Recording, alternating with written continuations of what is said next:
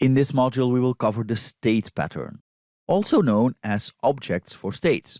It allows an object to alter its behavior when its internal state changes.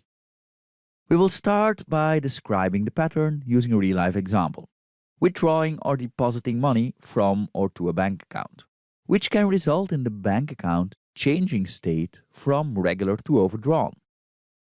After that, we'll map it to the pattern structure and we'll implement it in a demo. We'll continue with learning about use cases for this pattern and the pattern consequences. We will end the module by looking into related patterns. Let's continue with describing the state pattern. The state pattern is a behavioral pattern from the Gang of 4 library of design patterns. Its intent is to allow an object to alter its behavior when its internal state changes. The object will appear to change its class. Let's clarify this with an example: withdrawing or depositing money from or on a bank account. This can result in the bank account changing state from regular to overdrawn or vice versa. If your bank account is defined by a class, bank account, you could add an enumeration property, bank account state, to it. When you withdraw money, the state can potentially go from regular to overdrawn. And when you deposit money, it can potentially go from overdrawn back to regular. Depending on the state of the account, other rules might apply. You might not be able to withdraw money when your account is in overdrawn state. You can solve that with a conditional statement in the withdraw method. That's the switch statement you see on screen. That's easy enough, right? Now imagine an additional state, gold, which you get when your account has a lot of money in it. It allows you to withdraw more money at once. That means that the logic for transitioning becomes a bit more complex, and the conditional statement when withdrawing becomes a bit more complex as well, but it's still manageable. Yet it's not hard to imagine that this can become very complex very fast. Add in a few additional states or business rules, like only allowing you to take out a credit card when your account is in a certain state, changing state of the linked account when you overdraw a credit card, or even an interest rate that changes depending on the bank account state. The way the account behaves depends on the state, and the state can change at runtime.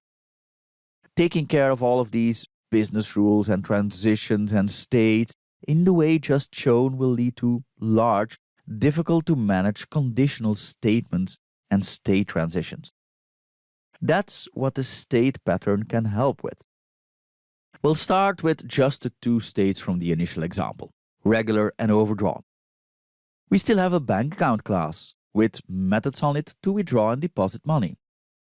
What we could do is introduce an abstract class that represents the state of our bank account. It declares an interface common to all classes that represent different operational states of the bank account, which includes methods to handle requests that are coming from the bank account, like deposit and withdraw. We name that one bank account state. The bank account class has a bank account state property of this type. For each state, we have concrete implementations, like regular state and overdrawn state. In these implementations, the logic resides to transition from one state to another. So, in the regular state object's withdraw method, we have code that will change the state from regular state to overdrawn state when the balance goes below zero, and vice versa.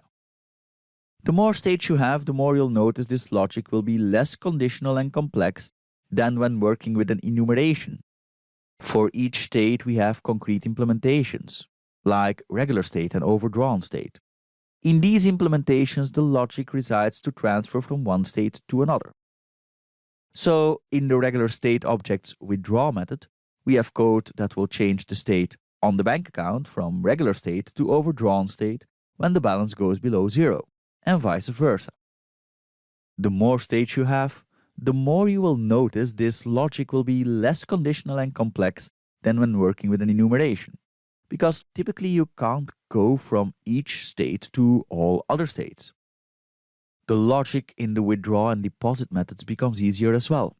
For example, there's no conditional statement anymore in the withdraw method on our overdrawn state to check whether we can withdraw money or not. We don't have to check for the state we're in, as the state is represented by the object itself. We already know it. So, when depositing money or withdrawing money via the bank account object, it calls into the underlying deposit and withdraw methods on the bank account state object. And as we just detailed, doing that takes care of state-specific logic and state transitions. By doing so, we vastly diminish complexity. Each state object handles just its own possible transitions and logic. The more different states there are, the more obvious the advantages become. Let's map this to the pattern structure. The first player in this pattern is the context. That's our bank account. This defines the interface that's of interest to clients. It maintains its state via a property of a concrete state subclass, which defines the current state. And that's the next player, the concrete state subclasses. These map to our regular bank account state and overdrawn bank account state classes. Each of these subclasses implements behavior associated with the state of the context. Lastly, we have the state class.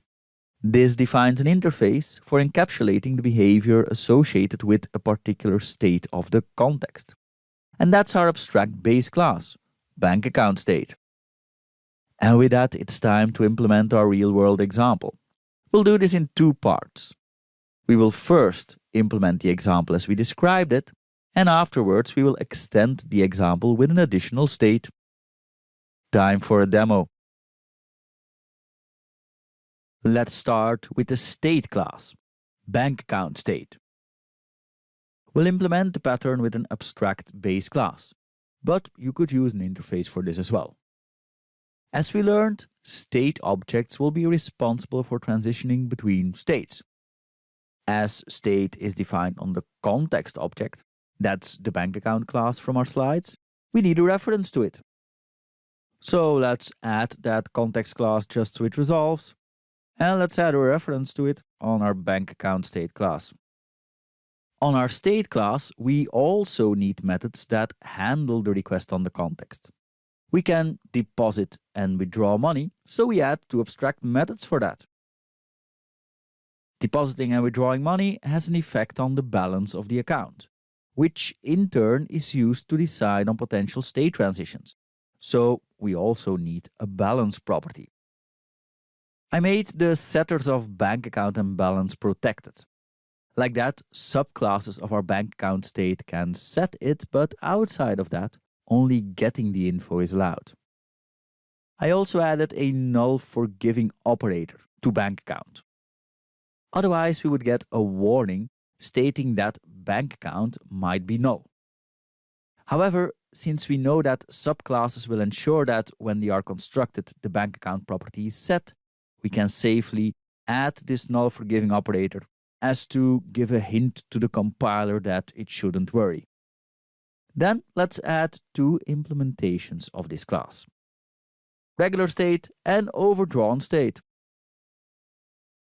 In the constructor of regular state, we ensure that the balance and bank account are set. That takes care of ensuring non-null values. It's this constructor that will be used when transitioning state. We also see a warning because we didn't completely implement the abstract base class yet. So let's do that. And there we go. Apparently we need to implement the deposit and withdraw methods. Let's add the overdrawn state concrete state as well. Likewise, logic applies. Let's implement the abstract class so the error is gone. And there we go. Two methods to implement. Let's implement our regular state first. When depositing money, we're going to write out some info to the console window. That will make it easier for us to see what's going on. We also change the balance by the inputted amount. When you're in regular state and depositing money, there is no state transition that can happen at this moment. So no further logic is required. When withdrawing money, on the other hand, we can change state. When we enter the method, we write this out to the console output window and we change the balance. Now, let's say that when the balance is below zero after the amount has been deducted, we're going to change the state to overdrawn state. To be able to do that, we need to set the state on the bank account property to a new instance of overdrawn state. Yet, our bank account class doesn't contain that instance yet. So, let's add an instance of bank account state to our bank account class first. We will implement this bank account class later on. For now, let's continue with implementing the state classes. So we're back in the withdraw method of our regular state. And here we change the state of the bank account to a new instance of overdrawn state. We construct that overdrawn state object by passing through the current balance and the bank account object itself, because the overdrawn state object potentially has to change bank account values like the state of the bank account. Let's continue with that overdrawn state object. When depositing money, we can potentially change back to regular state. If the balance after depositing is larger than or equal to zero, we change the state back to regular. And when we're in this overdrawn state object, we won't allow withdrawing money anymore. Then let's continue with implementing the context class. We already added the bank account state property. Important here is that we're working on the abstract base class. So we are not working on the implementation, we are coding against an interface to avoid tight coupling and enabling our state scenario. We also add a balance property, as you would expect a client to want to access the balance from the bank account class. Important here is that this is a request to get the balance, which is handled by the state object. So the getter returns the balance field on the current state. In the constructor, we set the default state and initialize the account with a balance of 200. The remaining methods are easy. When a request for a deposit comes in, we pass it through to the state object to handle, and we do the exact same thing with requests for withdrawals. Alright, with that our pattern has been implemented. Let's write a bit of code so we can test this. So we new up our bank account. For that we need to import the state namespace. And then we see what happens when we deposit something, withdraw something, and try to withdraw even more money. This should result in a state switch. Let me add read key statement. Let's have a look. And there we go. We start in regular state. And as you remembered, we constructed the bank account with $200 in the account. We deposit 100, which means we're at 300. So the next time we do something, we're in regular state. We withdraw 500 from 300, which means our balance is now beneath zero. That means that the state should transition to overdrawn state, which was indeed the case because the next time we try to do something with our account, withdrawing money, we see that we are in the overdrawn state. As a result, we are not allowed to withdraw money. Our balance remains at minus 200. And there we go. With that, we implemented the state pattern. Let's see how we can extend this example with an additional state.